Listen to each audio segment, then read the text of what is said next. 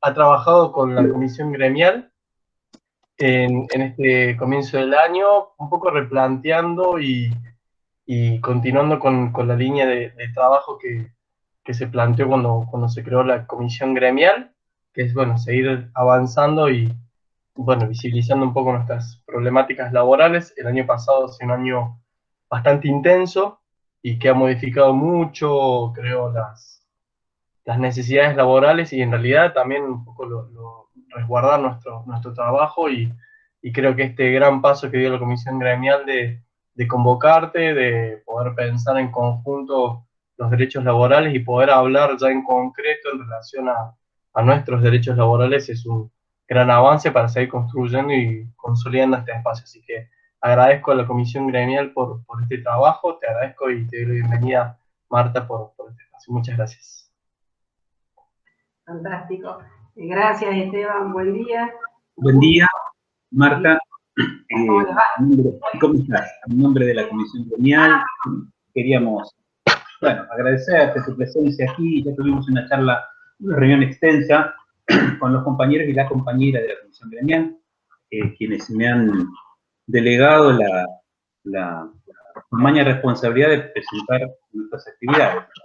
Y decirles, contarles que, bueno, a quienes dirigimos coros, directoras y directores, nos llevó más o menos 15 años, porque recién nos fundamos como Adicora en 2003, y recién en la Asamblea de Mar del Plata de 2018 pudimos votar la creación de una comisión gremial. Y afortunadamente en la Asamblea del 2020 en Tandil pudimos darle el mandato como asamblea en la comisión para que llamara una asamblea extraordinaria justamente para crear la Secretaría Gremial de Asuntos Laborales. Me parece que es un paso fundamental para reconocernos como trabajadores y trabajadoras, que es algo que a veces no vislumbramos muy claramente, especialmente por la multiplicidad de vínculos laborales que se suceden entre compañeros, compañeras que acceden por concurso, algunos están en planta permanente, otras están de manera independiente, otras generando espacios laborales como pueden, otras haciendo otras tareas paralelas para sostenerse económicamente, además de la dirección coral. Entonces, esta multiplicidad nos cuesta el momento de organizar el panorama laboral de directores y directoras de escuela.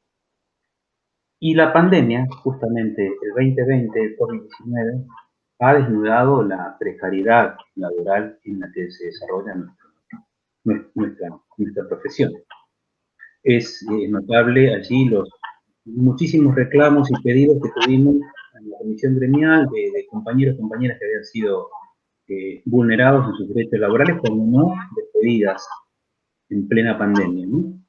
Así que esto nos alentó a ver si podemos, como comisión gremial, lograr por lo menos unos modelos contractuales en los que ya está trabajando la doctora Marta Felperín para ordenar esta multiplicidad de vínculos laborales que tenemos y que cada directora de la Argentina pueda usar ese material de referencia para generar justamente su interacción laboral. También quiero decirles, porque aprovecho este ratito, dejamos un espacio para sugerencias a la comisión, y vi que algunas colegas pedían una tarifa, que se estableciera una tarifa. Quería comentarles que eso está hecho por un convenio con SADEM. En la página del Sindicato Argentino de Músicos ya figura los honorarios que debe cobrar una directora y un director de coros por su tarea frente a coros profesionales. ¿Sí? Y así que eso es, por lo pronto, les invito a interiorizarse. Agradezco a la Universidad Nacional de Río Negro el oficio en la persona aquí del maestro Diego García, y bueno, les dejo ya mucho más preámbulo con la doctora Marta Felperín. Gracias, Esteban, gracias, Mario.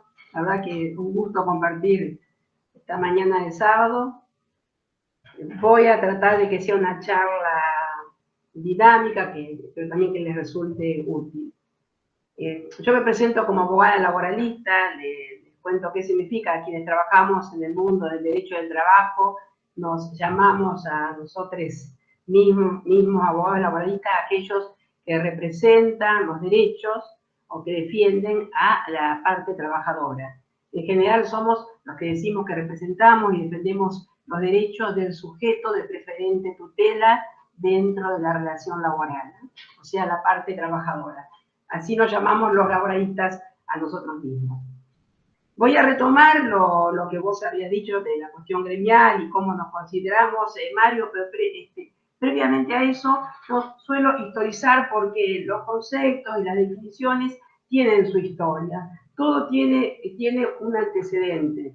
Y también me gusta explicarles o contarles a ustedes cuál es mi posición con respecto al derecho, cuál es mi mirada con respecto al derecho, desde qué lugar les voy a hablar.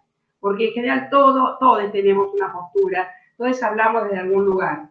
A veces yo suelo decirle a los estudiantes que no nos interpelamos en forma consciente desde dónde estamos parados, pero esa forma de ver las cosas va a impregnar después la manera en que abordamos todo. Yo comparto la mirada de aquellos que consideran al derecho como una praxis social discursiva, como una práctica social específica, como un producto, una construcción humana, histórico, situado, contextualizado. En el devenir de la charla ustedes se van a dar cuenta por qué yo hablo de este constructo, ¿no? que es situado y contextualizado. Además de eso, quienes tenemos esta mirada del derecho, decimos que considerar el derecho de esta forma es también considerar las formas en que se expresan las tensiones, los acuerdos y los conflictos de una sociedad en un momento histórico determinado. Y quienes tenemos esta mirada del derecho, si bien nos interesa muchísimo ese producto, ¿no? Llamado derecho, que es la materia prima con la que trabajamos cotidianamente, nos interesa muchísimo las condiciones en que se produce el derecho. Cómo el derecho se produce, circula, se aplica y se legitima. Y acá voy a ejemplificarlo. ¿Qué significa esto? Por ejemplo, algo muy sencillo. No es que los señores diputados o legisladores se sienten en sus bancas y por, ya sea inspiración divina o racional, dictan las normativas.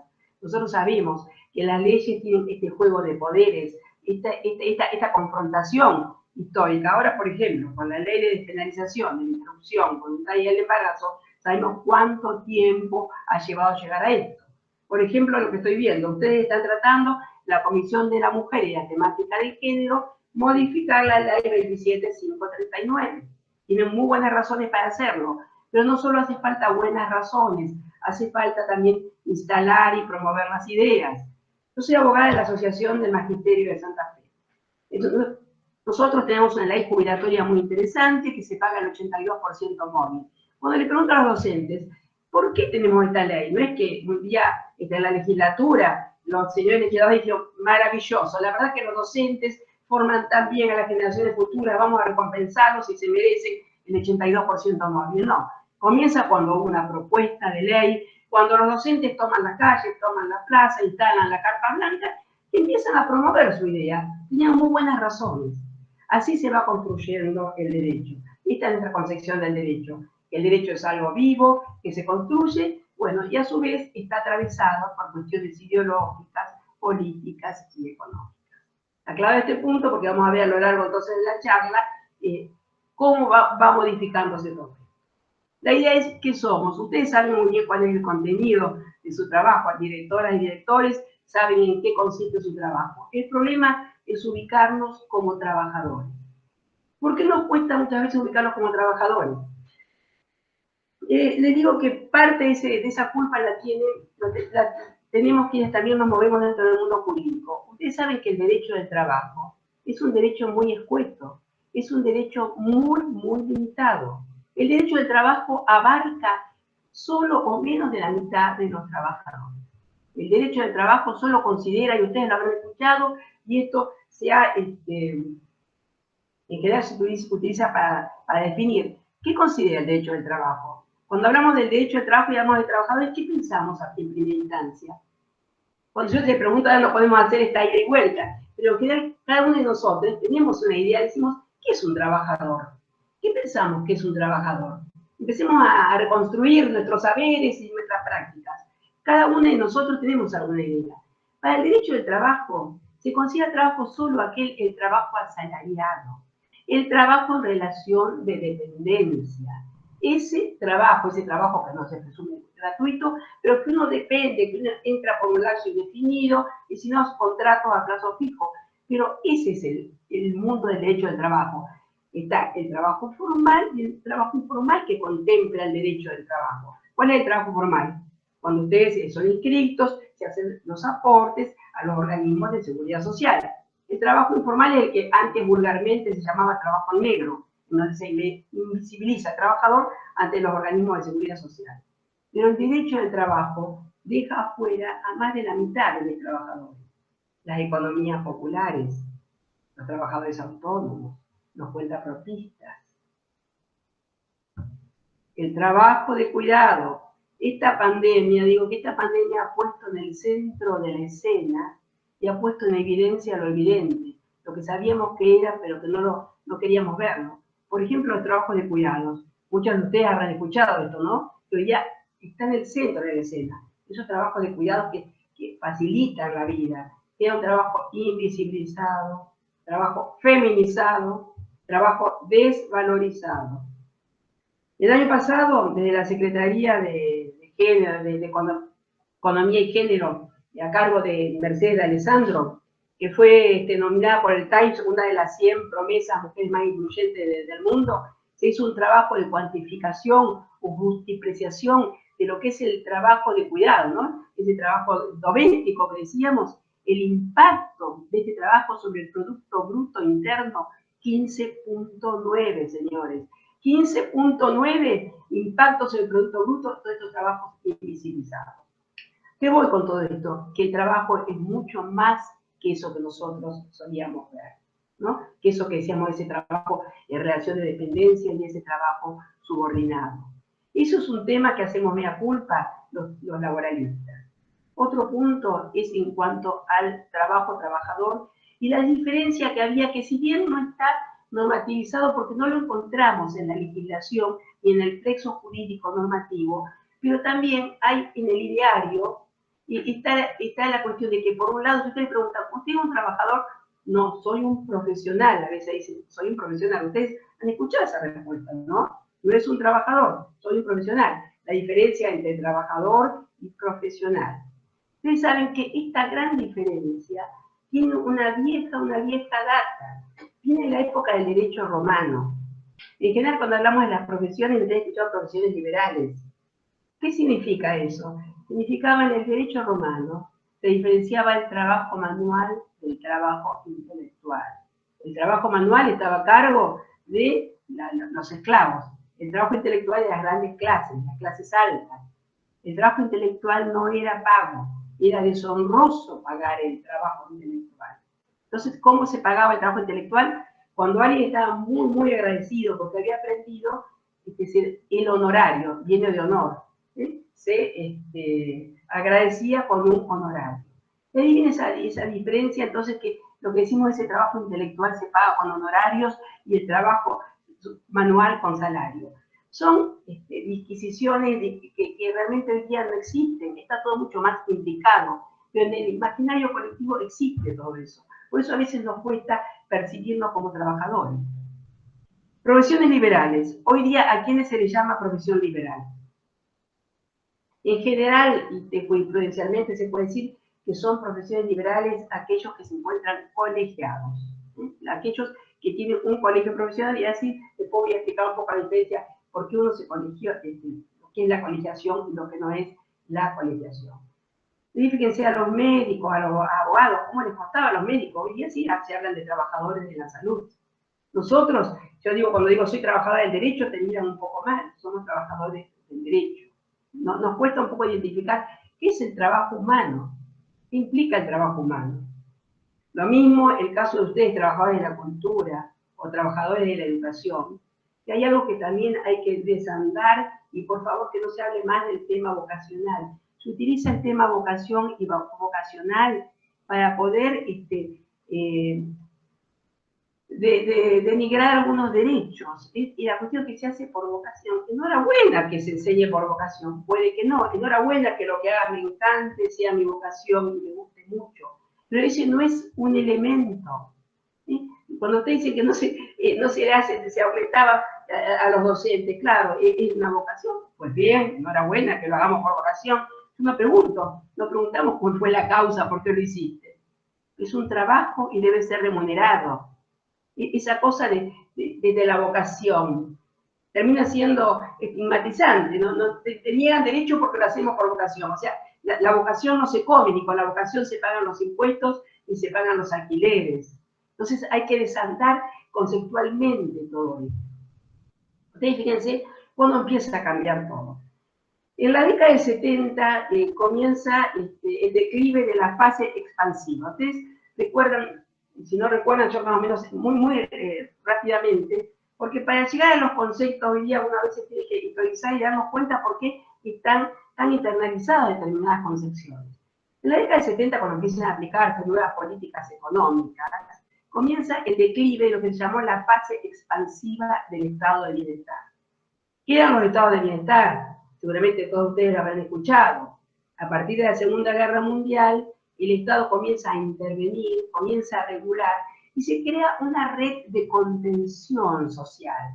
¿Qué implica un estado de bienestar? Implica salud, implica educación gratuita, implica un régimen de jubilación, implica subsidios por desempleo, subsidios por enfermedad, implica una redistribución de la riqueza. ¿Se acuerdan que se aplicaba la política keynesiana, ¿no? Ese famoso estado de bienestar que todos hablamos, ¿no? El estado de bienestar. De la década del 70 en adelante, en Argentina, después de la dictadura militar, viene ese declive. Para aquella época, cuando uno hablaba de trabajo, en general teníamos todavía lo que yo digo, se vislumbraba la entelequia del pleno empleo. Teníamos la idea de que podía haber un pleno empleo, que el 90% de la población podía trabajar en forma subordinada. Hoy día sabemos que es una entelequia. El pleno empleo no existe más. Las trayectorias laborales, antes existía ese pleno empleo, todas las trayectorias laborales decimos que comienzan a ser fragmentadas, precarizadas, inciertas. ¿Qué implica?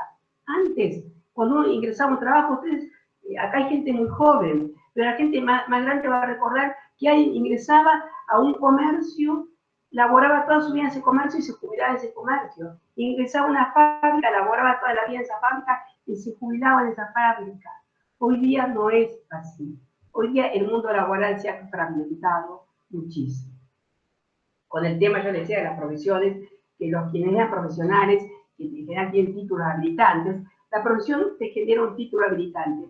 No implica que ese título habilitante también tenga que ser otorgado a través de la educación formal. Pero en general un título habilitante con determinadas reglamentaciones, determinadas pautas, entonces quienes se consideran profesionales no se consideraban trabajadores. Profesiones liberales son las profesiones colegiadas. Yo escuché en alguna de las charlas de ustedes, quienes hablaban de conformar un colegio profesional de directores de COE.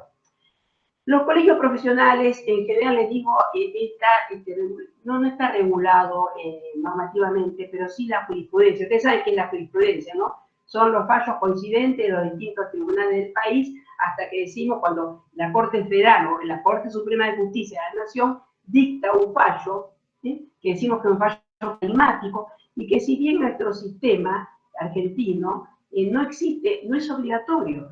La Corte puede dictar un fallo y no es obligatorio para los tribunales inferiores, pero lo que pasa es que tiene un peso muy grande, ¿no? Para los tribunales inferiores, entonces uno dice, la Corte Suprema de Justicia dijo esto. La Corte Suprema de Justicia acepta la colegiación, pero tiene algunos de los requisitos para los colegios profesionales es título universitario y sobre todo una tarea o la actividad que tenga una función social. Entonces los colegios profesionales, a los colegios profesionales se les delega lo que se dice el poder de policía, que es el control de la matrícula, control de la actividad, tribunales de ética. Ustedes vieron que los colegios profesionales hacen todo esto, ciertos tribunales de ética, disciplina, matrícula, etc. Es decir, que ustedes van a encontrar colegios profesionales, en general de ingeniería, de la salud, abogacía, etcétera, pero para que se cree un colegio profesional que debe ser creado por ley provincial, ley provincial. Es una de las facultades que los estados provinciales no delegaron al gobierno nacional. Es decir, que si queremos conformar un colegio, tiene que ser las legislaturas provinciales las que dictaminan la ley, no tiene que tratarse de una materia que tenga trascendencia o función social, y que tenga tiene que ejercerse cierto control sobre las matrículas y sus títulos son universitarios. Lo demás pueden ser asociaciones o sindicalizarse. Eso es la colegiatura. Cuando se habla de profesionalizar determinada actividad, profesionalizar no solo significa, puede implicar establecer un colegio profesional. Cuando uno profesionaliza, significa jerarquizar, darle ciertos estatus, darle ciertas reglas, ciertas normativas. Ustedes recuerden, hay actividades, ustedes ahora sí, hay formación, está la formación coral, pero muchos no han pasado por la educación formal. Como ha pasado con muchísimas actividades que finalmente se incorporan a la educación formal. Eso es un tema que ustedes van a tener que charlarlo. Con el tiempo, ustedes acuérdense, y yo recuerdo el caso de la enfermera, ustedes se acuerdan que eran las prácticas, llamamos de muchísimas profesiones, los prácticos, que sabían muchísimo más que muchos que habían pasado por la educación formal. Pero y después ya empiezan los institutos, y entonces para tener los títulos habilitantes hace falta haber pasado esa trayectoria de educación formal. Lo que no implica que se colegien, o sea, no implica una colegiación. Puede tener un título habilitante, pero no estar colegiado. No sé si quedó más o menos clara las diferencias entre lo que es un colegio profesional, lo que es un título habilitante para el ejercicio de determinada profesión. Ahora vamos al tema de ustedes. Directoras y directores de coro, ustedes tienen una heterogeneidad increíble en sus relaciones de trabajo. Hasta ahora yo les hablé, cuando yo les hablé de la ley de contrato de trabajo, la ley de contrato de trabajo vendría a ser el marco normativo madre que regula el trabajo privado en toda la República. Es una ley que se aplica al trabajo privado. Hay excepciones, por ejemplo, serían trabajadores agrarios y trabajos domésticos y empleo público.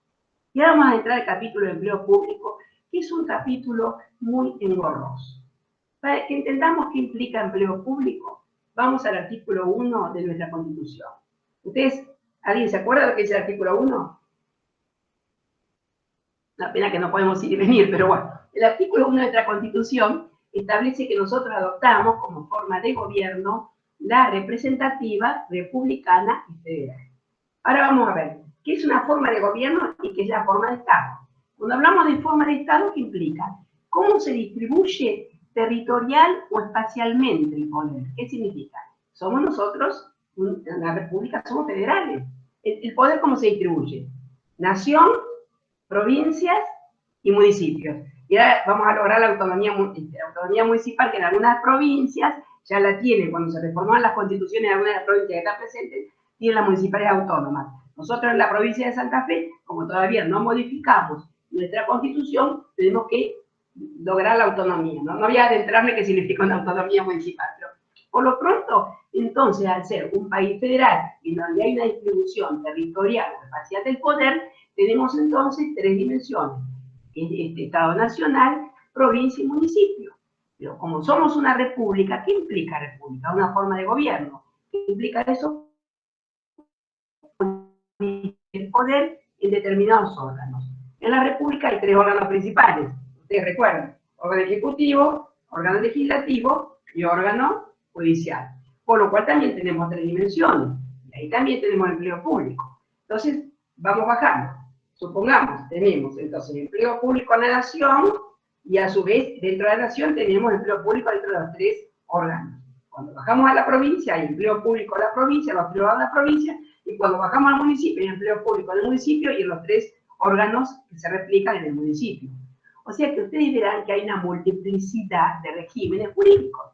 Pero no solo eso, dentro del órgano ejecutivo, lo que llamamos poder ejecutivo, ¿qué hay dentro del órgano ejecutivo? De pronto ustedes, cuando nosotros decimos poder judicial es fácil, ¿no? Los jueces, los tribunales. Decimos poder legislativo, legislatura. Y cuando pregunto, ¿y el poder ejecutivo? Bueno, presidente, presidenta, gobernador, intendente, intendente, ¿y qué más?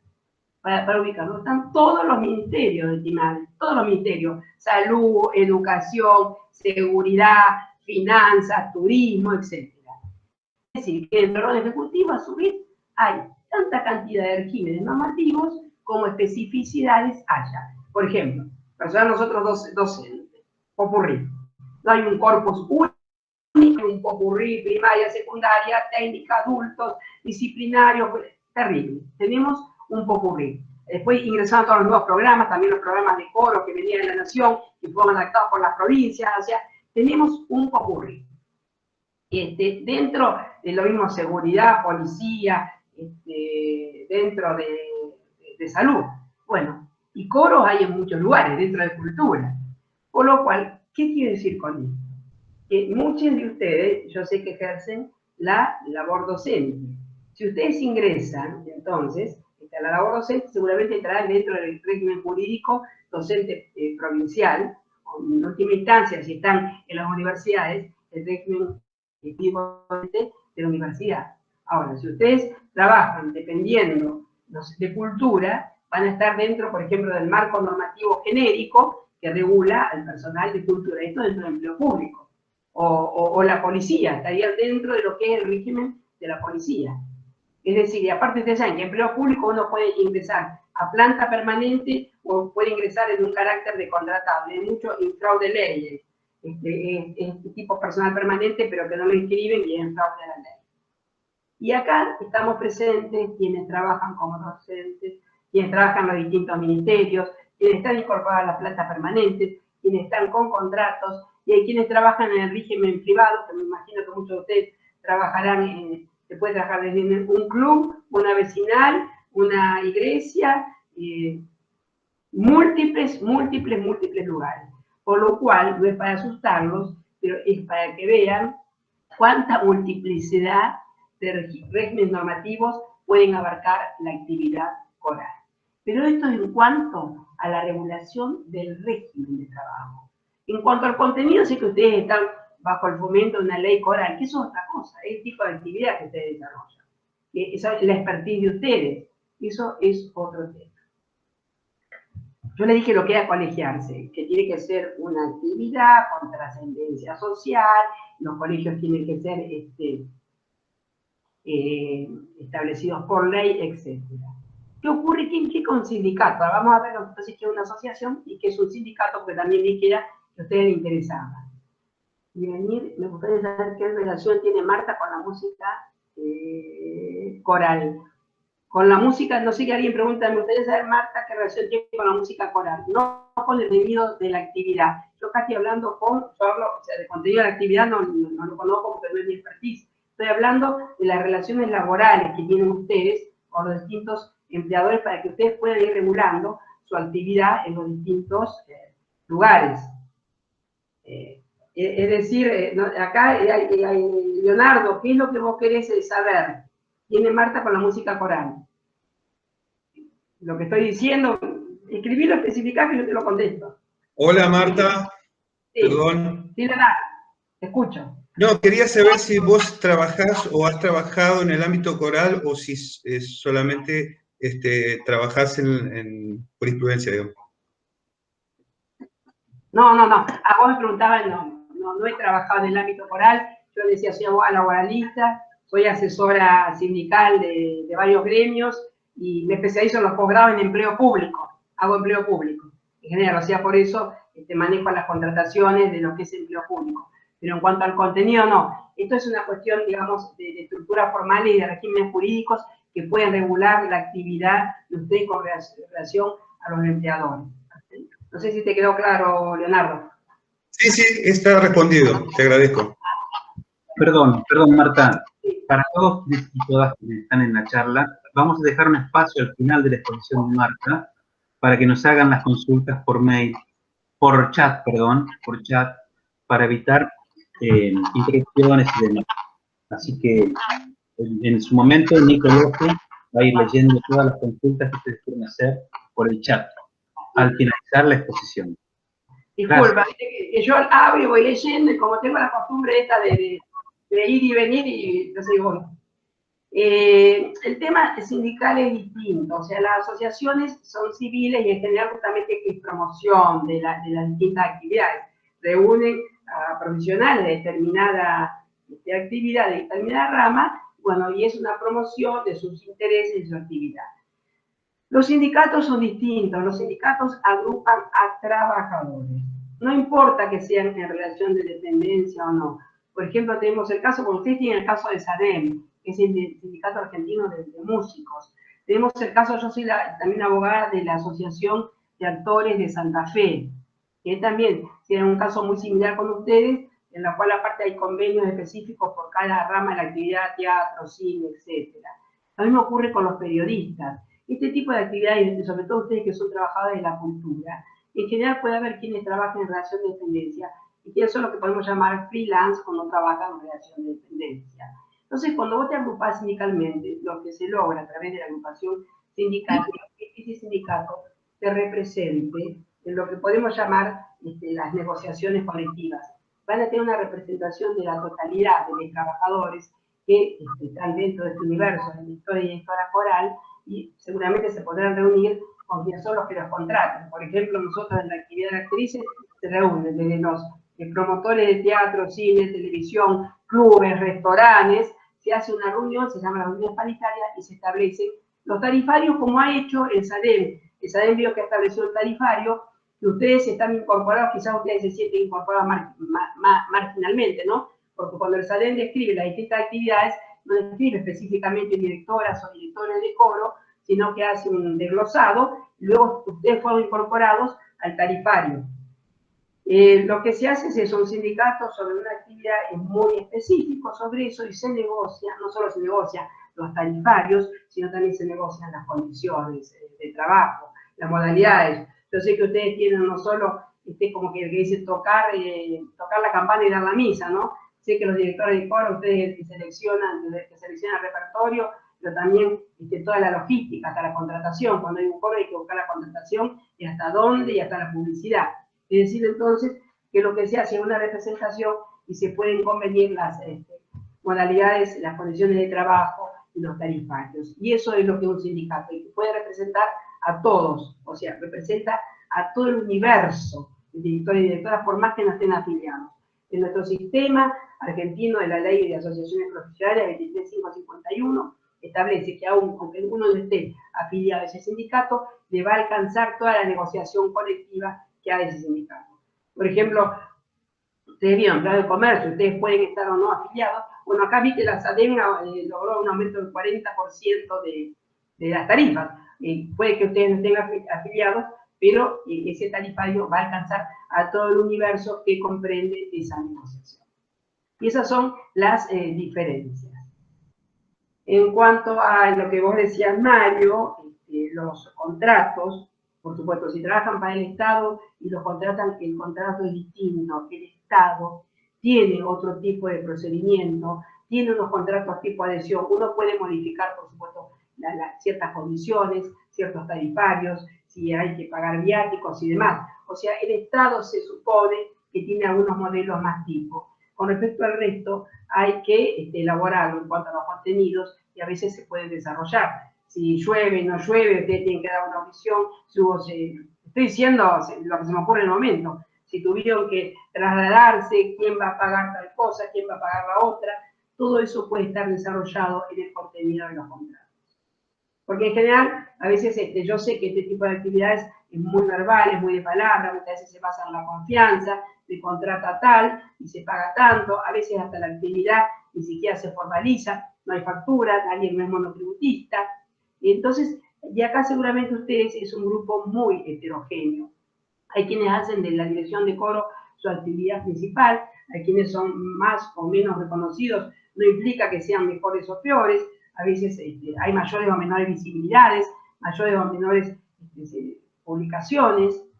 Entonces es un mundo heterogéneo, pero lo que se va a tratar de hacer es darle la cobertura a la totalidad del colectivo. Esté en un lugar u otro. Por supuesto, hay quienes, ocurre como en el mundo de los periodistas, yo veo el mundo de los actores, por supuesto, hay quienes no quieren ni siquiera sindicalizarse porque, claro, por sí mismos son un hombre, pero, o sea, también tiene un concepto solidario.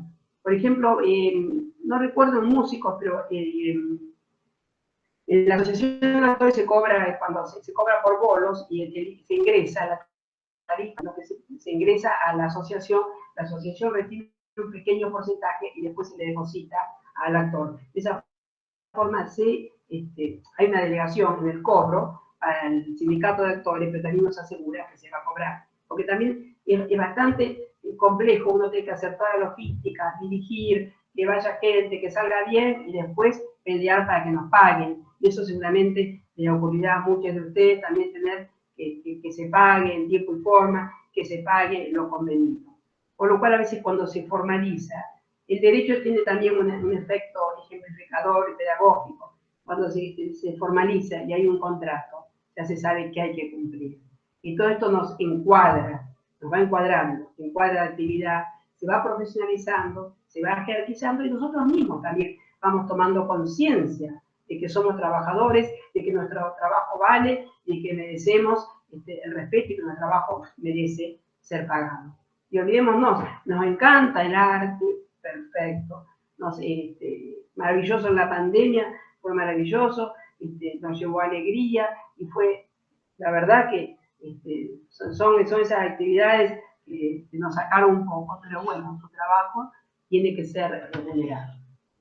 Esto es más o menos el panorama que yo quería a ustedes traerles. No sé si me quedó alguna otra cosa que ustedes ahora sí pregunten, porque esto es más o menos porque yo venía con el devenir y les contaba un poco historizado, porque les decía que a veces el derecho va a la saga de los hechos. Ustedes primero empezaron la formación coral, empezaron a ser directores y con el tiempo se van profesionalizando, ¿no? Y con el tiempo y también va viendo institutos de formación profesional y esto va avanzando y se va formalizando, ¿sí? Y se va profesionalizando. Entonces, uno puede acompañar, podemos un poco adelantarnos y buscar ciertas regulaciones que nos posibiliten la actividad y que nos la haga mejor para todos. Y que nos sintamos reconocidos porque es nuestro trabajo. Así que más o menos acá dejo y ahora sí, las preguntas, por favor. Así que se haga un poco más...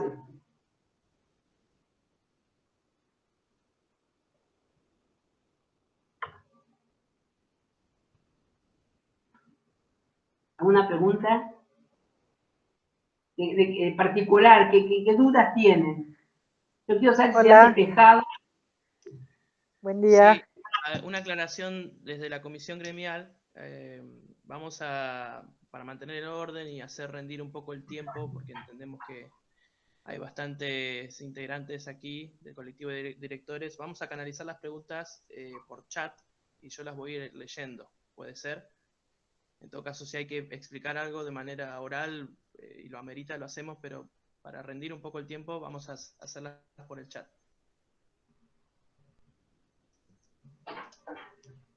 Bien, ahí estoy abriendo.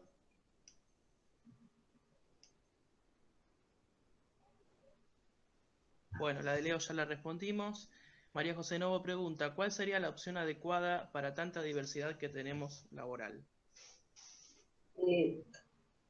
Contesto. Mira, los que acá tenemos habría que ver quienes están dentro de la actividad pública, dentro de la actividad privada y en cuanto al régimen jurídico de la relación. Y después en cuanto a los contenidos de la actividad en sí. Ustedes como asociación promueven la actividad, dan determinadas pautas, determinados lineamientos.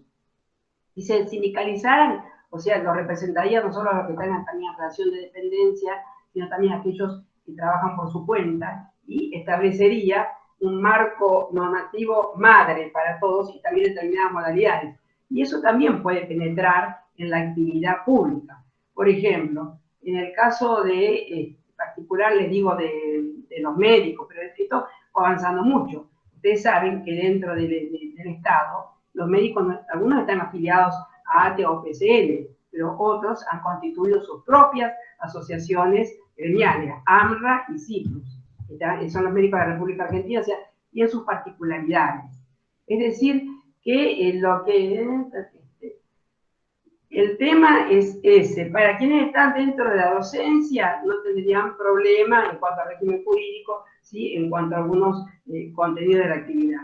Pero para el resto, y que no dependan del empleo público, sería importante, por lo pronto, si no sindicalizan, pero tener unos modelos de contratación básica y saber cuáles son, por lo menos, los derechos que ustedes van a plasmar.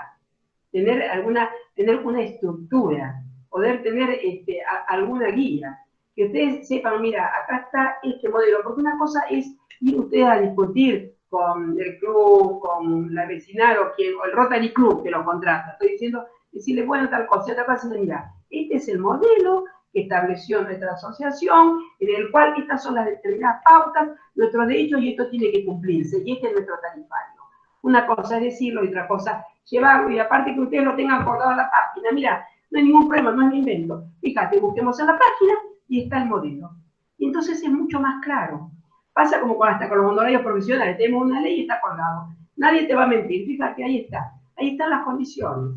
Por supuesto, ustedes pueden siempre negociar mejores condiciones, enhorabuena, pero esto es un marco y es un piso a partir del cual poder contratar. Y una forma también de respetar su profesión. No, este director lo conozco, esta directora es amiga, capaz que venga y va a estar contenta porque va a poder cantar y lo vamos a conocer. No es así, es su trabajo. O sea, es como uno también se percibe y percibe su trabajo.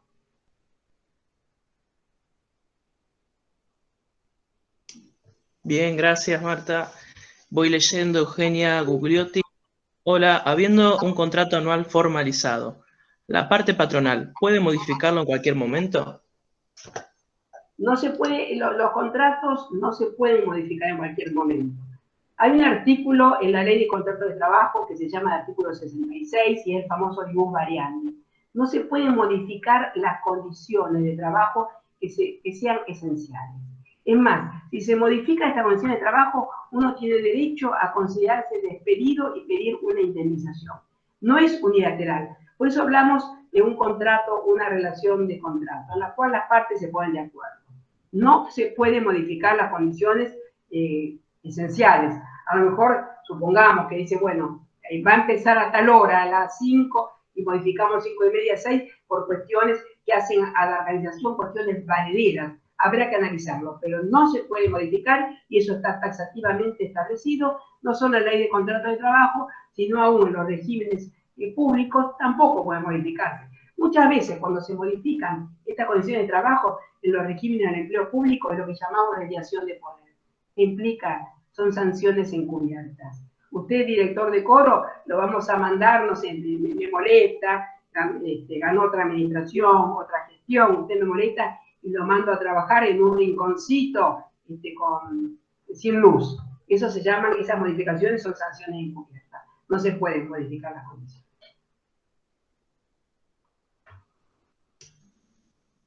Otra pregunta. Anele Moroder, ¿podemos hacer proposiciones sindicales aunque seamos una asociación? Sí. O sea, la diferencia que le decía entre asociación y sindicales significa en cuanto a que un sindicato puede ser un sindicato, a ver, le voy a explicar lo que es un sindicato, puede ser con personería gremial o con simple personería jurídica. En nuestro país ustedes habrán escuchado cuál es el modelo sindical, unicidad promovida, por cada rama, actividad o oficio, solo puede haber un solo sindicato. En caso que surja otro, no se le va a dar la personería gremial, sino se llaman simplemente inscritos. Pero de cualquier manera, se pueden elegir delegados y tienen voz y voto ante el Estado y ante la patrona del sindicato, nos representa, podemos tener comisiones internas y tienen este poder de poder negociar condiciones interesantes. La asociación es más de contenido civil, ustedes también tienen personería jurídica, pueden recibir bienes, donaciones, etcétera, pero en general todo hace a la promoción de la actividad. Ustedes no tienen poder para negociar tarifarios, por ejemplo, con los distintos agentes que contratan con ustedes. Ni en caso de que ocurra algo con alguno de sus asociados, no tienen las facultades para poder representarlo. Un sindicato tiene esto. Puede representar al trabajador en forma colectiva o en forma individual, puede negociar con las patronales o las empleadoras las negociaciones de las condiciones de trabajo y los valores, los precios, y también es interlocutor ante el Estado. Esa es la gran diferencia.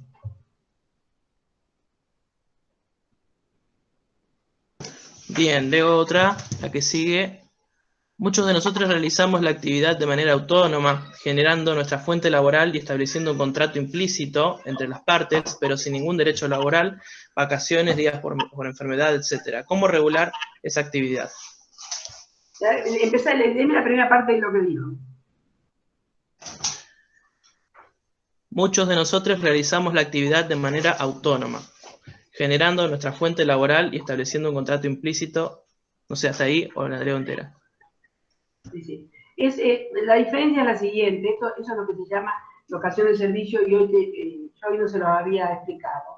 Lamentablemente yo cuando decía que la ley de contrato de trabajo es muy escueta y solo regula a ese trabajo asalariado en relación de dependencia, todo lo demás es locación de servicio y queda fuera de la ley de contrato y queda regulada por el Código Civil, por las leyes civiles, y aún en el año 2015, cuando se reformó el Código Civil y Comercial en nuestro país, también quedó todo lo que sea locación de servicio afuera.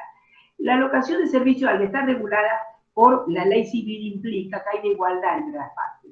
La diferencia del contrato de trabajo, como yo les decía, que me defino como abogada laboralista, que implica que el derecho del trabajo toma al trabajador como hiposuficiente, como un sujeto de preferente tutela y que no hay igualdad de condiciones. Y en los contratos civiles implica que hay igualdad de condiciones entre las partes. Por lo cual, todo hay que ponerlo en el contrato. Como se considera que no hay empleador y empleado, sino que uno es el locador y otro es el locatario, en estos contratos, por eso estábamos hablando de contratos, los cuales se pueda salvaguardar al menos los derechos de ustedes. El tema es el siguiente, que muchísimas de las locaciones de servicio son contratos laborales encubiertos o infraude ley, como decimos nosotros, porque si ustedes están trabajando durante años o durante meses para el mismo empleador y hacen una tarea que hace a la habitualidad, eso es un contrato de trabajo encubierto. Lo que pasa es que ustedes lo tienen afuera, no se le hacen los aportes al organismo de seguridad social, no tienen vacaciones, no tienen antigüedad, no van a tener jubilación y no tienen obra social. Y hay que ser, y lo mismo en el caso de los contraprestatarios que hace el Estado, servicios a terceros, tercerizaciones. El Estado también, el Estado es terrible, es uno de los peores empleadores. En vez de empleador modelo, el Estado tiene pero un 30% de trabajadores fuera de la ley, al margen de la ley. Y en el caso de ustedes, por ejemplo, tienen una locación de servicio por un solo momento, bueno, hay que cuidar ese contrato que le resguarde los mayores derechos. Pero si ustedes tienen continuidad, estimados, ahí es un contrato de trabajo, pero fraude la ley.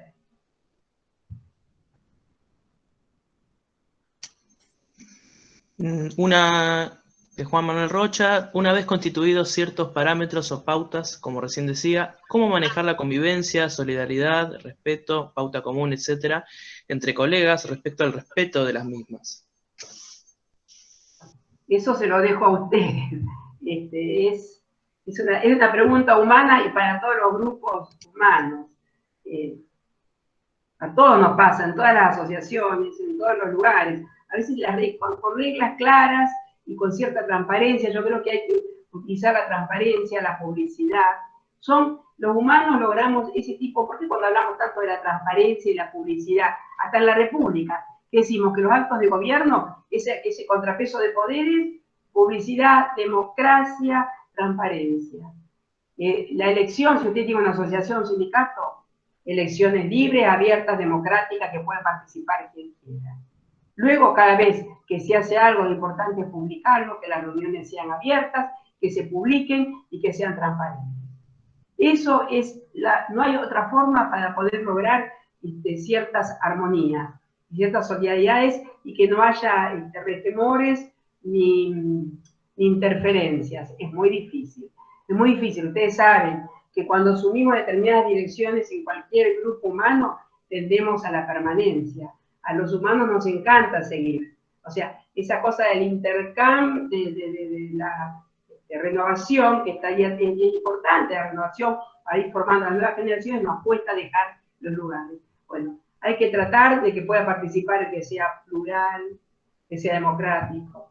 En general les digo, los sindicatos son de lista única. El único gremio que yo conozco que participan en la lista, la mayoría, la minoría, es el gremio de los docentes universitarios en Rosario. Yo también formo parte de la COA, que es el gremio de docentes universitarios, en el cual está integrada la comisión directiva por mayoría y minorías, y es sumamente transparente. Pero no hay, digamos que no hay milagros. Es esto, uno a veces tendrá que ponerse los frenos. La república que se pone, 3 órganos que uno frena en los otros. Los humanos tendemos muchas veces a desviarnos. Y bueno, la normativa, toda la normativa internacional de derechos humanos tiende también a sofrenar al Estado. Es lo que tenemos como humanos.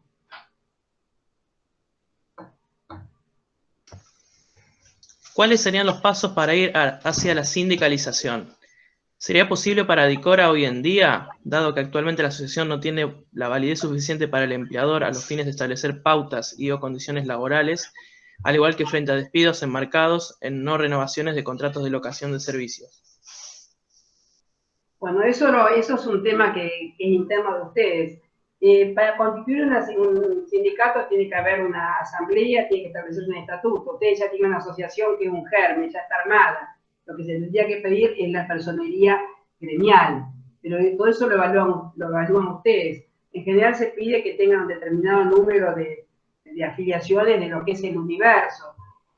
Todo eso se puede hacer. Y por supuesto que se va ganando fuerza a medida que se aumenta la cantidad de afiliados y que se tiene mayores intervenciones. Es trabajo.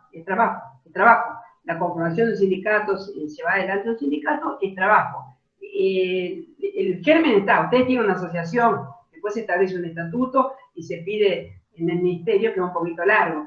Según las leyes, son 90 días y demás, a veces tarda 5 o 6 años en otorgarse las personalidades gremiales. También depende de las administraciones y las gestiones, y si nos gusta o no, o sea, no es tan lineal, ¿no? Una cosa es ser normativa, pero es pedir la personería gremial. Para sindicalizarse, uno tiene beneficios, hacia la sindicalización.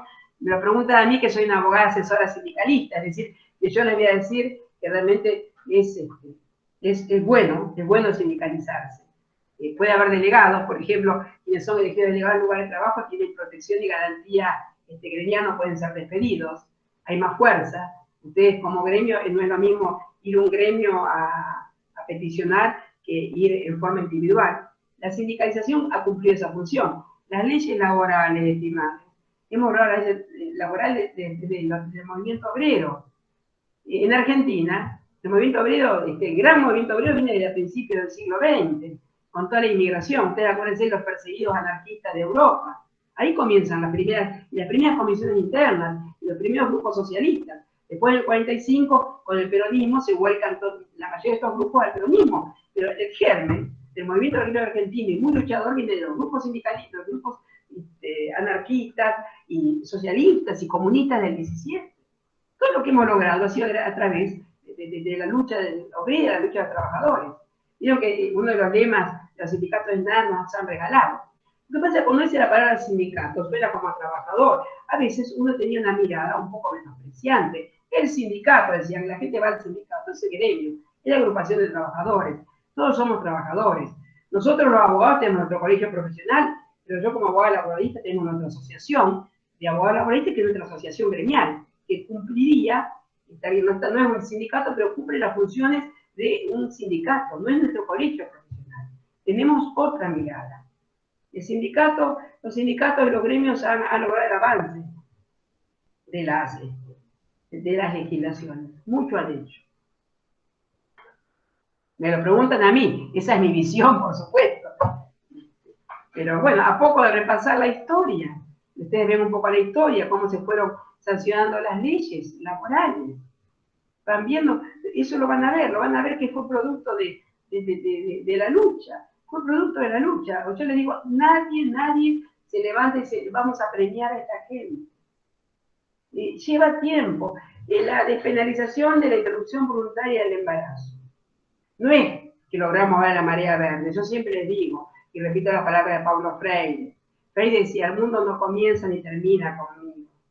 O sea, lucha de mujeres desde el decimonónico, desde las primeras sufragistas, las inglesas, las yanquis, que eran grupos más elitistas, de clase superior, pero luchaban por el voto. Y después siguió y siguió. Y hace 30 años, yo me acuerdo cuando empecé a dar la cátedra, yo estaba a favor de esto. Y hay veces que hay voces que han sido invisibilizadas, pero fue un camino muy largo. Esto ha sido, los caminos son largos para llegar. A veces siempre gustan los que cortan la cinta. Ustedes saben qué implica cortar la cinta, ¿no? Yo cuando se inaugura la obra, claro, el que está que corta la cinta, pero a veces, para llegar a una obra, hubo que hasta licitarla, conseguir un crédito, llevó 20 años. Y la vida es eso, a ver, empezamos ahora y quizás van a ser recipiendarios de esos beneficios generaciones futuras. Pero a veces hay que empezar a hacer las cosas. Es todo un proceso.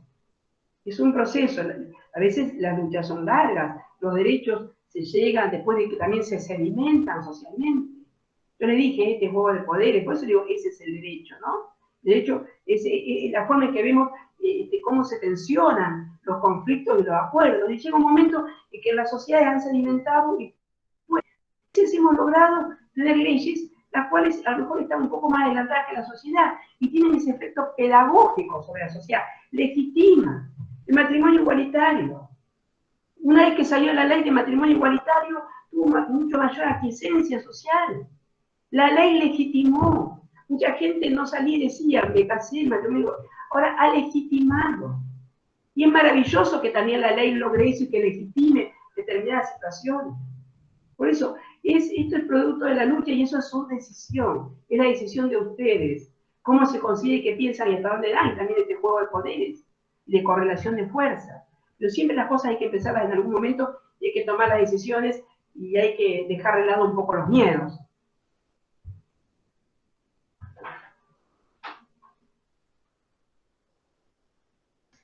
Bien, gracias Marta. Continúo siguiendo la línea de lo planteado por Alejandro Ianele. En este momento puntual de Adicora, ¿qué rol juega el convenio con SADEM? ¿Qué alcance concreto tiene? ¿Qué alcance concreto? Ustedes, con SADEM, ellos lo incluyeron en el tarifario. Ustedes no están incluidos ni en las negociaciones, ni en las paritarias, ni tampoco hay un convenio específico para ustedes, para el directores de coro, ¿no es cierto? ¿Hola? No hay un convenio. Bueno.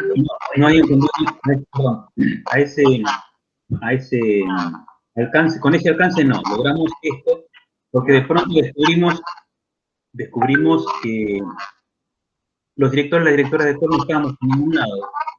No estábamos en SADEM, no estábamos ahí mismo, no estábamos en ningún lado. Entonces comenzamos a trabajar para poder incidir en sus espacios, no existir, digamos. Más allá de que se esté peleando y trabajando con una ley foral. Por eso creemos que lo más importante es no figurar en el tarifario para que los compañeros y las compañeras tengan una referencia clara de cuánto se puede cobrar por nuestro trabajo. No, es un buen paso, porque es obligatorio para los paritarios y para los otros, es obligatorio ese tarifario. Es importante, ha sido un buen paso, es importante. Ese tarifario es un tarifario que es obligatorio para todos, porque aparte fue producto de la negociación colectiva, o sea, ese tarifario se logra en la mesa paritaria. Así que es importante, ustedes no están en la mesa, porque ustedes no son parte, ahora de SADEM, pero los incluyeron. O sea que es importante. O sea, también puede depender de ustedes si quedan subsumidos o no en SADEM o tienen ciertas especificidades. El otro día escuchaba que alguien había dicho que los de SADEM dijeron que los directores de coro también eran músicos, no sé qué, había escuchado de ustedes. Bueno, enhorabuena, porque parece que no los tenían muy en cuenta, pero bueno, enhorabuena. Escuché la... Somos mimos, no somos músicos, somos mimos. Había escuchado que ustedes estaban contentos, no contentos, o sea, medio en forma irónica, nos reconocen, como diciendo, mira vos. O sea, me dio esa impresión. Sigo, dice, las opciones que tenemos para cubrirnos legalmente, teniendo en cuenta la diversidad de la situación laboral de los directores y directoras, serían Contrato de trabajo cuando hay relación con instituciones, por ejemplo, y locación de servicio en los demás casos. ¿Hay otros modelos o con eso sería suficiente? No hay, está. O sea, o estás en relación de dependencia o no estás en relación de dependencia. Puedes estar en relación de dependencia bajo la ley de contrato de trabajo o algunos convenios específicos y, o sea, en el empleo privado. O ingresás al empleo público dentro de alguna de las reparticiones y algunos de los regímenes específicos del empleo público. Lo demás que te queda, locación de servicio. Locación de servicio regido por el Código Civil. Lo que pasa, y reitero, que muchas veces estas locaciones de servicio terminan siendo contratos de trabajo encubiertos. O sea que habría que ver cada caso particular. Ahora, si es en forma esporádica o vos estás contratado para un momento especial, si está regulado por este contrato específico, en el cual habría que tener un contrato madre o un encuadramiento en el cual se respeten una serie de condiciones y modalidades que hagan a las especificidades de la actividad y que en general yo sé que muchas veces no hay contratos o los contratos son muy amplios o toman un contrato que utilizaron para cualquier servicio de limpieza, no sé, cualquier cosa y lo hacen, lo trasladan a la actividad de ustedes. O sea que implicaría uno volcar sus intereses para tener mayor cobertura.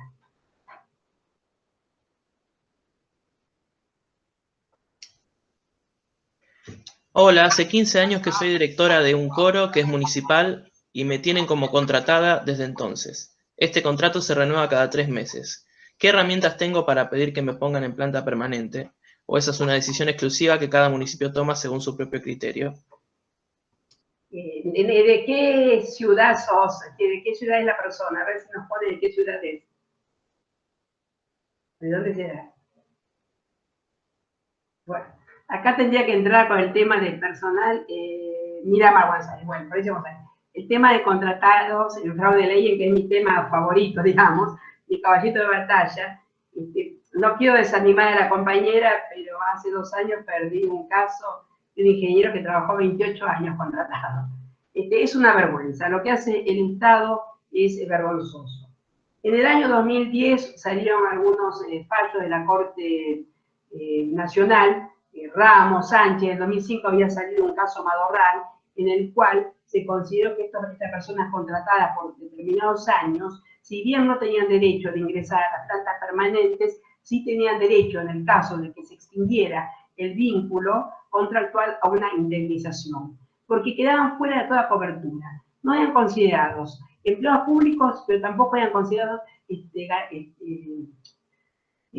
respaldados o protegidos por la ley de contrato de trabajo. Es decir, que estos trabajadores estaban en un limbo. Yo los llamaba ciudadanos o trabajadores de segunda, con una capitis diminutio. No tenían ningún tipo de protección. Nosotros aún en la provincia de Santa Fe sigue siendo uno de los pocos provincias que a veces es muy difícil lograr que te consideren esto. Pero vos tuviste 15 años.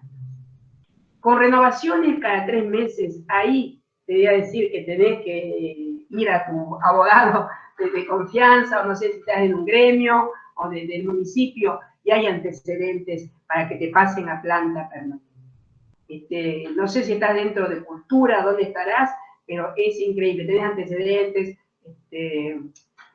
González Dego, Ramos, Sánchez, yo después les mando algunos escritos que tengo al respecto. Realmente es una vergüenza. La verdad que un municipio y el Estado, que tendría que ser un empleador modelo, porque el Estado tendría que dar el ejemplo, es uno de los mayores contratados, que hace contrataciones en negro. Y aparte, la imaginación del Estado es increíble. Yo decía, pero el otro día yo había 12 nombres de contrataciones, que le digo, monotributistas, contraprestatarios, servicios a terceros, tercerizaban, no sé, por honorario, pero eran hasta figuras estrambóticas, con una persona hace 15 años.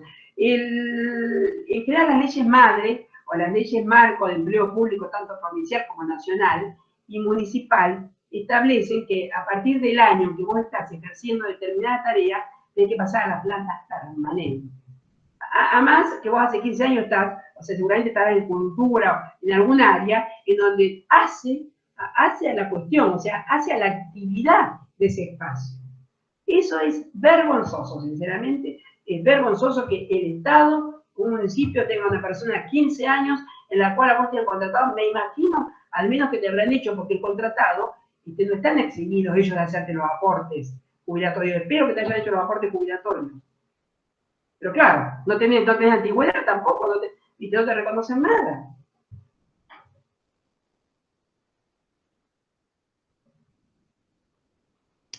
Bien.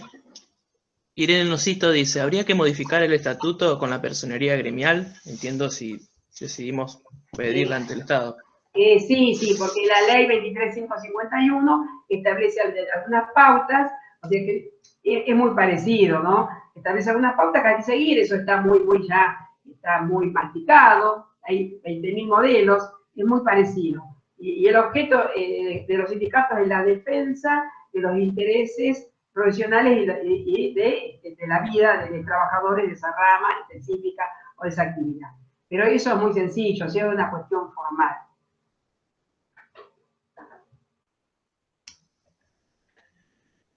Juan Manuel Rocha, ¿cuáles serían los pasos para intentar contrarrestar un contrato de trabajo encubierto en prestación de servicios? Por ejemplo, yo hace 7 años que facturo para una institución por la dirección del coro.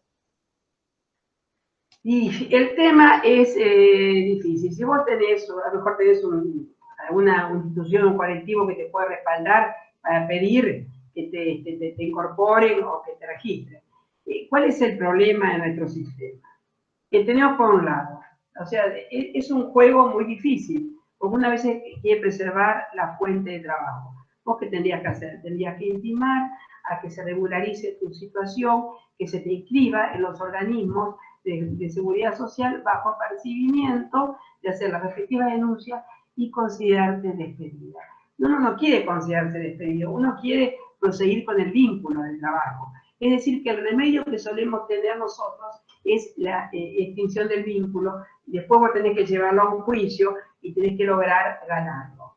Lo que se puede hacer, sí, es por lo menos intimar a la regularización, hacer la denuncia, ante el ministerio, puede ser ante el Ministerio de Trabajo respectivo, si uno tiene el respaldo de algún colectivo, y ver y evaluar qué es lo que pasa. Pero por eso les digo que en cada caso concreto uno va evaluando y a veces es muy fácil. Yo cuando viene la gente hay quienes dicen, oh, sí, tenemos que hacer esto porque no puede ser que vos estás en negro, bla, bla, bla. Uno también quiere preservar la fuente de trabajo, no es fácil perderlo. Por lo cual tiene que ser muy cuidadoso y decir la verdad. No para que se quede el caso, hay que decir la verdad. Es decir, puede ser que la patronal te niegue todo y vos vas a tener que considerarte despedida. Y si no te consideras despedida, seguir esta relación en la cual vos intimaste, puede haber tensiones y también estar dispuesto a esto. Pero uno tiene que ser muy claro con respecto a las consecuencias que puede tener esto. Por supuesto que si la actividad se profesionaliza y se sabe que la dirección de coro y demás tiene que pasar a formar parte del contrato de trabajo, es diferente. O sea, mayor formalización, mayor profesionalización, mayores resultados.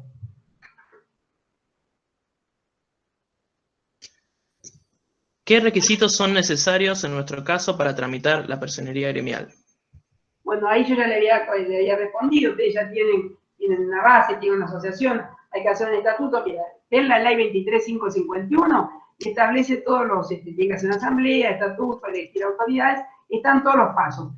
Eso está en la propia ley y es muy sencillo. Teniendo usted una asociación, tiene un colectivo de personas, lo que más importa es que estén de acuerdo, que estén contentos. Acá lo que pasa es el animus associandi. Lo demás es formalidad. Lo importante es que exista un grupo de personas que tenga la voluntad de constituirse. Y luego hay que hacer todo el trámite ante el Ministerio de Trabajo. Pero ese ánimo asociandi es lo más importante. Lo demás es formalizado. Lo demás es trabajo de abogados. Bueno, acá hay una que tiene que ver con eso, no sé si querés ampliar, Marta. ¿Pueden convivir los objetivos de una asociación y un gremio en la misma institución o es una u otra opción? No, son dos opciones diferentes. Uno se constituye de una forma y otro de otra. Los objetivos suelen ser diferentes, son diferentes. No hay duplicidad, no existe en nuestra normativa duplicidad. Soy asociación y soy gremio, no hay duplicidad. O sos un sindicato. Nosotros llamamos a sindicato cuando tiene la personalidad gremial. Decimos gremio cuando una simplemente inscrita. Pero no hay duplicidad. En general, la asociación es el primer paso para después constituirse como sindicato o como...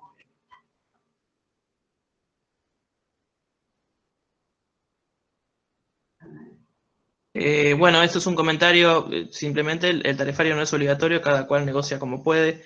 Sí, lo hemos dicho también desde la comisión gremial, las tarifas mínimas son una referencia a la hora de negociar. Uno también, como dice el compañero, negocia como puede, pero es importante tener esa referencia. Y serían las tarifas, serían obligatorias para todo aquel que tuvo en paritaria. Lo que pasa es que, como dice, uno negocia como puede.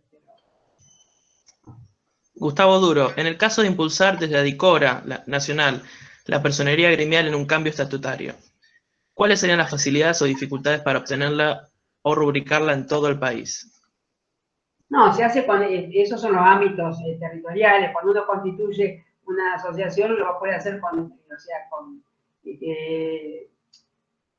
el ámbito personal y territorial, o sea, para todo el territorio de la República Argentina. Y bueno, y a quienes va a incluir, ustedes tendrán que describir la tarea directora y directores de coro y qué implica, ¿no? O sea, eso es las personas a las que va a incluir, y el ámbito territorial que se hace por la República, supongo que lo que van a hacer por la totalidad del territorio de la República Argentina.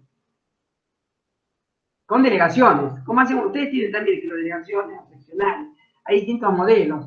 Se puede constituir con delegaciones, con seccionales.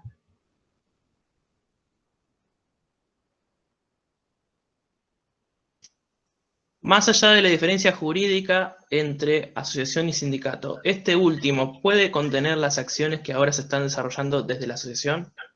Sí, por supuesto. Es más abarcativo. Un sindicato abarca lo que una asociación. ¿Hay posibilidad, ante eventuales dudas o demoras para obtener personalidad gremial, de ampliar los alcances del convenio con SADEM? Siempre hay posibilidades de ampliar los alcances del convenio, siempre que las partes estén de acuerdo. O sea, siempre que estén de acuerdo hay posibilidades. Eso depende de ustedes y la autoridad de SADEM. Eso siempre hay posibilidades, claro que sí. El derecho es algo, como decía, algo que se construye. Siempre hay posibilidades.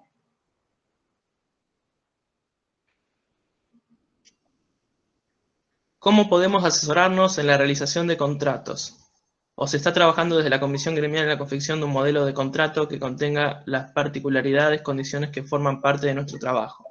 ¿Qué validez tiene actualmente siendo Adicora una asociación? Por ejemplo, el tema de las horas que se reflejan en los honorarios, es distinto que si te pagan como docente, si te contratan con honorarios convenidos entre las partes, renovaciones, etc. Lo que estamos haciendo es un modelo que yo tengo que hablar con ustedes, tengo varios modelos contractuales, los cuales las especificidades las van a rellenar ustedes, pero lo que va a hacer Adicora es a ustedes facilitarle estos modelos y el asesoramiento con respecto a estos modelos. Entonces, ustedes son independientes, son ustedes los que van a llevar ese modelo cuando lo contraten, una vez a decir, mire señores, este es el modelo contractual que nosotros firmamos cuando realizamos determinada presentación. Es esto. O sea, y está en la página, y eso tiene cierta fuerza, no es que a mí se me ocurrió. Nuestra asociación establece que estos son los puntos que deben cumplirse. Tiene cierta fuerza, una asociación que tiene en su página los modelos y que dice, esto tiene que ser así. No lo digo yo. En el país se aplica esto. Te da un respaldo, como le decía yo, te da un marco de negociación. Después, bueno, uno verá cómo lo va manejando, como todo en la vida, como manejamos todos los honorarios profesionales. Pero es un buen marco, ¿no? Aparte, a veces que es difícil, uno no sabe cómo negociar, es muy duro, es difícil, a veces que hasta nos da cierto pudor.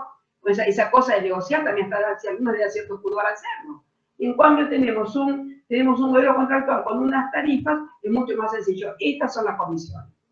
Y nos acorta muchísimo esfuerzo y aparte disgusto también muchas veces. Y aparte hay veces que no sabemos cómo hacerlo. Realmente es un buen principio tener contrato.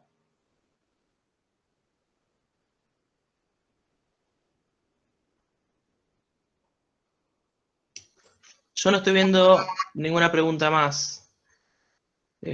Bueno, permiso, hago yo la mía.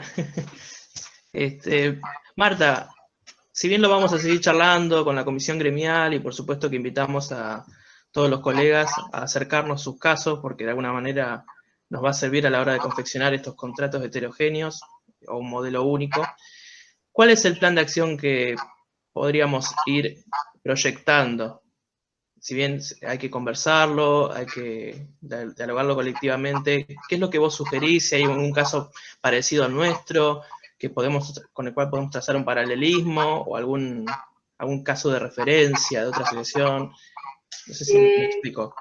Sí, no, primero es importante o sea, la visibilidad, que ustedes tengan visibilidad como un colectivo. O sea, tratar de imponerse como colectivo, la visibilidad es fundamental. Y después está en otras áreas, no sé si ustedes escucharon nombrar lo que se llama el litigio estratégico. Nosotros en Argentina mucho no lo utilizamos, pero se utilizó mucho en Colombia, en América Central, es el caso testigo. Por ejemplo, ¿qué litigio estratégico? El caso de la compañera que estuvo hace 15 años que está trabajando como directora de coro, contratada. Tomar el caso de ella, por supuesto. Alguien que diga, bueno, estoy a punto de jubilar, me voy a dejar la actividad porque no sabemos muchas veces cuál es el resultado. Pero el litigio estratégico a veces no es que busca el resultado, lo que busca es visibilizar y poner en evidencia y poner en el escenario la situación. Entonces, por ejemplo, los litigios estratégicos en materia de derechos humanos, además, se pone en evidencia, se publica esta situación. Se puede hacer eso con algunos casos de ustedes paradigmáticos. Lo demás es visibilizar ustedes la asociación, que son un colectivo, que son trabajadores, que tienen derecho a cobrar su trabajo como el resto de los trabajadores de la educación y de la cultura. Acuérdense eso de la vocacional. Ay, no, ella es directora, que venga, que... Esas cosas no van, ustedes son trabajadores, hay que buscar jerarquizar uno mismo, uno tiene que posicionarse uno mismo, ¿no? Internalizarlo uno para posicionarse frente al resto. Nosotros de la asociación que ustedes me han pedido vamos a hacer, yo voy a hacer varios contratos marcos, se puede asesorar, pero lo importante es que ustedes pongan a la actividad de directores y directoras del coro la existencia. Ustedes son los encargados de hacer que su profesión sea conocida y quiénes son ustedes. Después te digo, lo del litigio estratégico puede ser también que se publica, que sale este caso, o sea, se divulga. Mirá qué pasó con esta directora de coro, ustedes vieron cada caso, este hombre que trabajaba en la aduana, el famoso caso ese, yo le digo Madorrán, del año 2005, de la Corte de la Nación, un caso del año 89, de la provincia de Santa Fe, y la señora era la pianista de la municipalidad de Rosario, que había sido contratada. Cuando algunos hablamos del caso Madorrán, todo el mundo se acuerda de la pianista. O sea, es el famoso caso de la pianista. Fíjense que era una pianista que llegó a trascendencia nacional porque gracias a ese caso, después se modificó la Constitución en el 94, que se agrega el artículo 123 y se habla de las autonomías municipales. A ese caso Madorrán del año 89, de la municipalidad de Rosario, la señora pianista, doña Madorrán, era la pianista del municipio, que había sido contratada también así en forma continua durante años. Por lo cual, no hay soluciones mágicas. Estamos en momentos difíciles, todo el mundo, ustedes saben. Yo les digo, no quiero hablar de números porque los números hoy día son muy volátiles.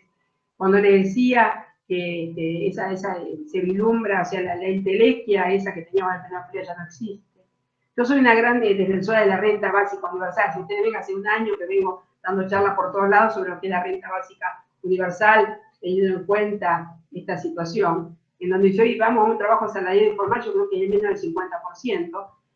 Los números del INDEC también bajaron ahora, ustedes saben que el Producto Bruto Interno del último año bajó casi un 10%. La situación es compleja, por lo cual vamos de a poco, pero ustedes tienen que posicionarse como trabajadores. Y posicionándose como trabajadores, uno tiene beneficios de un trabajador. Son formas de posicionarse. La situación es complicada. Estamos con un contexto pandémico, no solo en nuestro país, lo vemos en el mundo. Ustedes ven los datos, ¿saben lo que es la CEPAL? La CEPAL es la comisión que depende de Naciones Unidas para América Latina en la cuestión económica. Los números de CEPAL son horrorosos, o sea, el aumento de la pobreza, el aumento de la extrema pobreza, el desempleo. Lo único que ha crecido en Argentina en el último año, 0.6 fue el empleo público. Y muchas veces en estos momentos tan complejos el empleo público actúa como colchón o soporte y a veces como cierto subsidio para el desempleo. Hoy todo el mundo queremos ser empleados públicos porque tenemos esa estabilidad y ese aseguramiento que antes no teníamos. Pero es en donde estamos parados. ¿La qué? Renta básica universal, ingreso ciudadano. ¿Eso sería qué pregunta? RBU, renta básica universal o ingreso ciudadano. A mí, yo tengo aquí 1128 de Eugenia Bugliotti, siendo monotributista y habiendo un contrato, ¿se puede modificar la situación laboral y emparejarlo con la situación del docente universitario? Trabajo en una universidad nacional, aclara. Sí, la verdad que vos trabajás en una universidad nacional, pero estás dentro del plantel. No creo que la universidad la universidad te debe contratar y te debe hacer facturar. No es una universidad y no sé dónde, en qué lugar, que me digan dónde, qué facultad y qué actividad hace. Claro. Porque si es para una sola prestación, una cosa, pero si está en la universidad, no sé, dentro de la escuela de música. Estoy contratada en la UNPAS, dice. Bueno. Hola, perdón porque te aclaro mi situación. Estoy contratada en la Universidad de José C. Paz, en la Universidad Nacional de José C. Paz, como directora del taller de canto comunitario hace 5 años. Pero aparentemente ese contrato lo van a desestimar para unificarnos con el régimen de docentes universitarios. Pero el contrato ya está firmado, digamos. Sí, vos tenés que entrar al régimen porque se ha firmado la CONADU y demás, y acá la universidad firmó sus respectivos convenios que vos ingresás directamente a carrera docente después de estar 5 años. O sea que vos indudablemente vas a ingresar a carrera docente y vas a tener que respetarte los años de antigüedad. Con el régimen universitario ingresás a carrera docente. Es una buena noticia esa. Sí, si te han dicho eso porque vas a ingresar. Justo se desconectó, no sé si escuchó. No. Por una cuestión de internet se desconectó Eugenia. Me apareció la notificación. Bueno, en todo caso, nuevamente se lo aclaramos. Leo. Chica, perdón. Sí, por alguna cuestión de internet habrá sido porque me apareció aquí. Una última pregunta. ¿Cuáles serían los riesgos de afiliarse masivamente a SADEM y tratar de construir desde ese sindicato? Bueno, eso es una cuestión que la deben decidir ustedes. Esas ya son discusiones internas que tienen que tener ustedes en cuanto a sus pertinencias, sus especificidades, en cuanto a su posibilidad de maniobra. Eso lo tienen que ver ustedes. Yo no puedo sustituirlos puedo asesorarlos, explicarles, decirles cuáles son mis puntos de vista con respecto a la sindicalización, pero bueno, el tema de la relación de ustedes con SADEM y demás es un tema ya que ustedes tendrán que ver, ¿no? En cuanto a su expertise, si pueden o no formar parte, etc. Continuó. Yo vivo en 25 de Mayo, provincia de Buenos Aires. Estuve 10 años contratada y automáticamente pasé a planta permanente en el municipio y me reconocieron esos 10 años de antigüedad. De esto hace ya 31 años.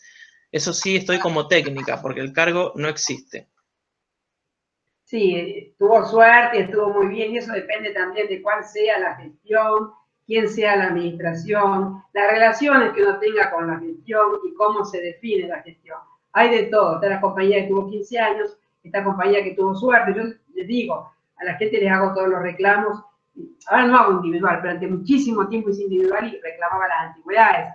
El tema que a veces los tenían contratados y tampoco le hacían los aportes jubilatorios. Y como le hacían los aportes jubilatorios, tampoco reconocían la antigüedad, porque si reconocían la antigüedad había que hacer todos los aportes durante el periodo de la contratación. Y entonces yo no quería arreglar que los pasen, entonces arreglábamos que no le pongan la antigüedad, pero cuestión que entre a planta permanente. Y bueno, y al final de cada gestión, a veces también estábamos en el sindicato de trabajadores municipales o UATE, en la cual siempre en las paritarias lo que se hacía se negociaba por paquete, pase de algún grupo a planta permanente. Y es así. porque era una vergüenza. Y bueno, en los últimos años se ha logrado los pases a planta permanente de mucha gente que venía con antigüedades de 10, 15 años. Pero la situación del Estado es complicada porque cada gestión nombra, sabemos, cada gestión nombra a gente, y como a veces no puede nombrarle, hacer ingresar a planta permanente, empiezan como contratados. Y van quedando, y en la nueva gestión va a nombrar a otra gente y van quedando, y bueno. Y va quedando, y va quedando. Y ustedes trabajarán, y hay gente que tampoco trabaja, y es un mundo muy complejo. Pero ustedes que son trabajadores y que hacen su trabajo, tienen todo el derecho a ingresar a las plantas para hacer su trabajo. Actualmente estoy en litigio por relación de dependencia de cubierta de 10 años contratado con un antiguo empleador del Estado. Me tuve que afiliar a la Asociación de Profesionales de la institución para acceder a la representación legal y poder hacer alguna acción que me reconozca algo de antigüedad, indemnización, etcétera, aún sin éxito. Cuando tenga novedades, aviso. Está bien, uno, en general, el gremio va a defender y representar al que está asociado, si no sería una desigualdad de condiciones. Lo que se arregla en paritarias, la negociación alcanza a todo el mundo, a todo el colectivo. Ahora, si vos querés una representación en juicio, los asesoramientos jurídicos van a ser aquellos que están afiliados. Y digamos, es la norma de todo gremio. Así que avise cómo le va. Y acá, preguntan la ley coral. Yo sabía que había habido 2 leyes corales, pero todavía estaba en tratamiento. No hacen, o sea, acá ustedes son los que saben cuál es la situación actual de la ley coral.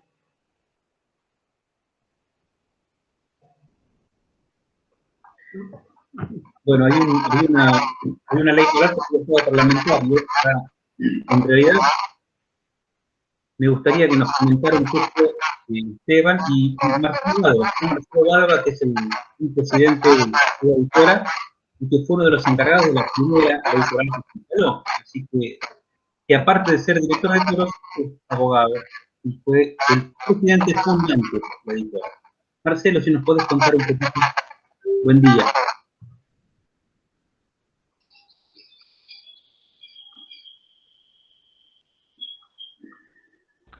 Ahora creo que sí, tal. Buenos días. Muy interesante, Marta, todo lo que nos has contado. Coincido en todo contigo. La verdad que el tema laboral es un tema que ha preocupado a la editora desde su inicio. Ahora, bueno, tenemos un sector exclusivamente dedicado a eso. Y bueno, eso siempre es bueno. En lo que hace al tema de la ley coral, concretamente, hubo un proyecto que tuvo media extensión de diputados y cuando llegó al Senado quedó trabada. Yo diría que fue un tema de cabildeo o lobby y no pudo pasar al Senado pese a todo el esfuerzo que se hizo en ese momento. Después se redactó un nuevo proyecto que me encargaron las autoridades de ICORA, en el cual ya cambiaba la estructura. La ley coral era una ley de fomento, y el segundo proyecto creaba un ente público no estatal, como lo es el INAM. Entonces ya tenía lo que no tenía la otra, es que era un presupuesto. Evidentemente, lo sabemos, cada vez que se crea un organismo y hay que buscar la financiación, es muy complicado, porque empieza a pasar ya por otras comisiones, como la de finanzas, y empiezan a tejerse otro tipo de alianzas y de complicaciones. Hasta donde yo tengo conocimiento, después no supe nada durante todo el 2020, se había presentado por 2 cambios. La diputada que había promovido la idea de presentar esta segunda ley, lo habían presentado por diputados, y hasta donde yo también había entrado por senadores en forma simultánea por sugerencia de ella. Eso es todo lo que sé. Ahí mi tarea prácticamente terminó en las últimas reuniones que tuve con los asesores, ultimando algunos detalles que tenían que ver precisamente con el financiamiento, que ese es el nudo principal. Básicamente de lo que se trata es un instituto, como el INAMU, o como en este momento es el régimen del Instituto de INCA, que era un ente descentralizado y hace 2 años se transformó en ente público no estatal, pero con la particularidad de un presupuesto que venía del Estado, ¿no es cierto? Y que ese presupuesto se iba a distribuir con una estructura muy similar a la que tiene el INAMO. Y el INAMO, es decir, la división en regiones, la constitución de comisiones regionales, etc. Y el INAMO había apoyado, tengo entendido, muy fervientemente esta iniciativa, y ellos comentaron que llegado el caso de que se los consultara, iban a apoyarlo. Pero no sé, realmente el tratamiento en todo el año pasado, no sé qué pasó.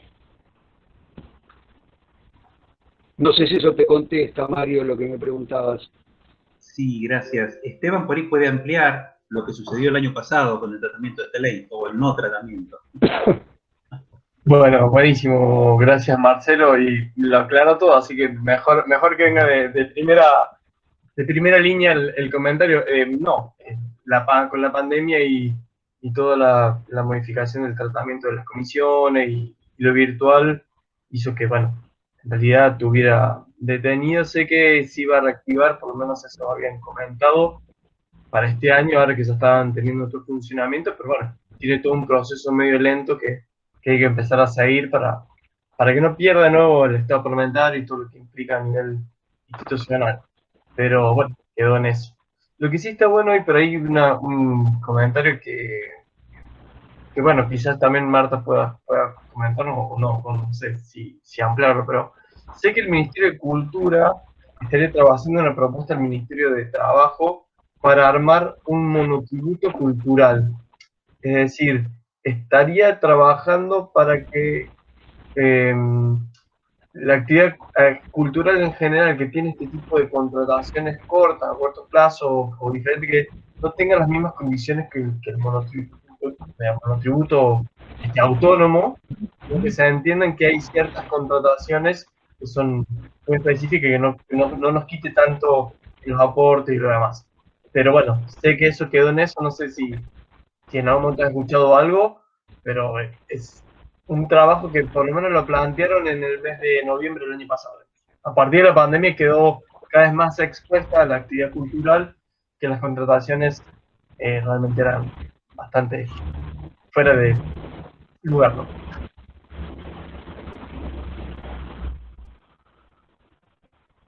Quizás no esté al tanto, pero surge como un comentario que por ahí están trabajando y están en esa instancia, por lo menos el año pasado. Ojalá que este año nos comenten más puntualmente. No conocía el monotributo cultural, salió la ley del artista hace 5 años, ustedes saben, para el tema de la jubilación, pero la verdad que lo voy a buscar, desconocía. Claro, ante este contexto surgieron buenas otras ideas y otros programas, pero lo desconocía, Esteban, lo voy a buscar. ¿No sabés de quién es el proyecto o estaba trabajando en el ministerio, dijiste vos, no? Sí, desde el ministerio, desde el MICA, estaba Sanjurjo con ese proyecto, que es está a cargo de la dirección del MICA, en la parte se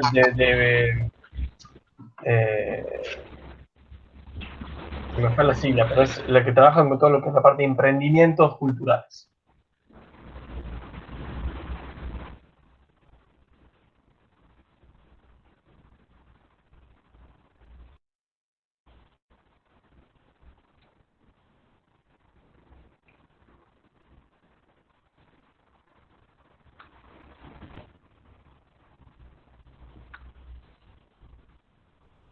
Quedamos en un silencio, no sé si ahí Un silencio. no hubieron más preguntas, que se quedó ahí. En un silencio aturdidor. Sí, un silencio reflexivo. Bueno, Nico, si querés ir cerrando. Marta.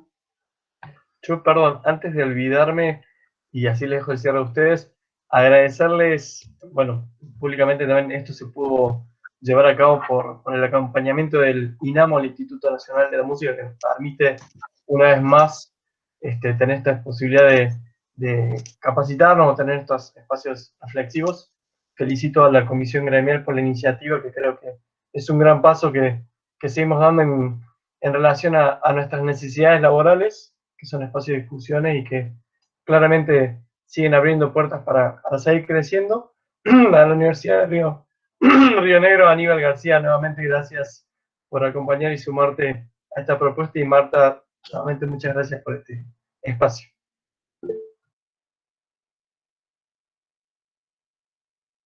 Al contrario, agradezco, aprendí también mucho, y, algunos temas que no sabía, esto del monotributo, la verdad que me parece interesante. Ha sido un gusto y vamos a seguir trabajando, así que nos veremos en cualquier momento, vamos a seguir trabajando puntualmente, que todos participen, las especificidades, los contratos, así que vamos a seguir para adelante. Un gusto, y que tengan un buen fin de semana.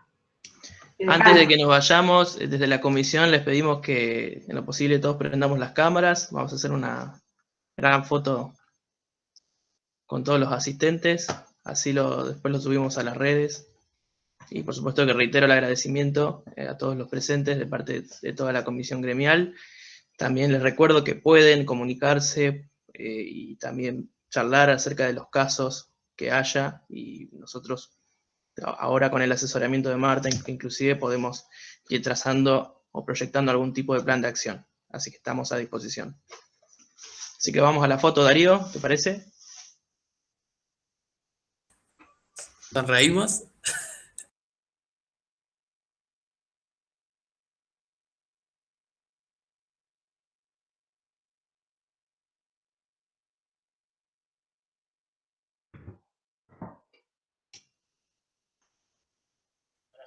Propongo un aplauso con micrófono.